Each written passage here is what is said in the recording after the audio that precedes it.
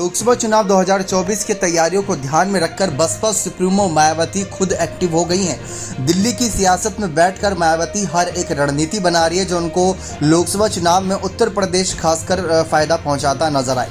दरअसल मंडलीय व्यवस्था समाप्त करने के बाद अब उन्होंने लापरवाह जिलाध्यक्षों को हटाकर उनके स्थान पर नए पदों पर जिम्मेदारी देने की दिशा में काम शुरू कर दिया। उन्होंने सेक्टर प्रभारों से रिपोर्ट मांगी है कि कितना जिलाध्यक्ष संगठन विस्तार में रुचि ले रहे हैं और कितने नहीं। सेक्टरों से रिपोर्ट मिलने के बाद इस पर एक्शन शुरू होगा।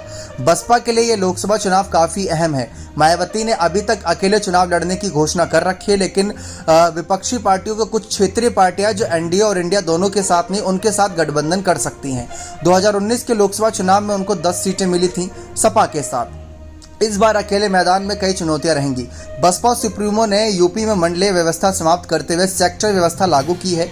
हर सेक्टर में 2-2 मंडलों को रखा गया है। अब जिलाध्यक्षों के कामों की समीक्षा की जा रही है। ये देखा जा रहा है कि उनके जिलों में संगठन विस्तार का कितना काम हुआ है।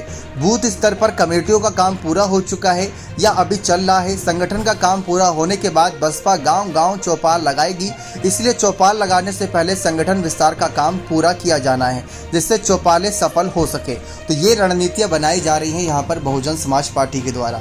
इसी के साथ साथ बसपा गठबंधन को लेकर भी रणनीति बना रही है कि जिताऊ पार्टी के साथ जा सकती है। अब चाहे वो कांग्रेस हो या भाजपा हो, लेकिन एनडीए और इंडिया दोनों दलों में काफ़ी अंतर है। दोनों दलों में विपक्षी पार्टियों के समर्थन का भी अंतर है। तो मायावती पर इसी वजह से सबकी नज़रें टिकी हैं, क्योंकि उत्तर प्रदेश के सर्वे इस बात की ओर इशारा कर रहे हैं कि मायावती की पार्टी 10 सीटों पर जीरो पर आने वाली है। 2024 में 2014 वाला हाल होने वाला है। तो उससे बचने के लिए मायावती हर एक मुमकिन कोशिश करेंगी, क्योंकि 2024 के चुनाव के बाद 2027 में ही विधानसभा चुनाव होने हैं। अगर सरकार गिरने की नौबत नहीं आएगी, वो तो दिख नहीं रही कहीं दूर दूर तक। तो ऐसे में मायावती के साथ कितने नेता टिकेंगे, फिर इस बात पर सवाल रहेगा।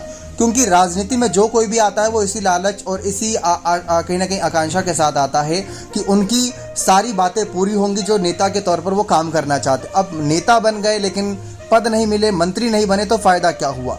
तो वो बनने के लिए जिताऊ पार्टी के साथ ज़्यादा जरूरी है। तो ऐसे में मायावती को अपना वोट परसेंटेज ही बचाना है, अपनी सीटें ही बचानी है, ताकि कल वो गठबंधन की नौबत आए तो बार्गेनिंग कर सकें। बाकी देखते हैं मायावती की और क्या कुछ ऐलान होते हैं। बने रहें चैनल के साथ। बहुत बहुत धन्यवाद।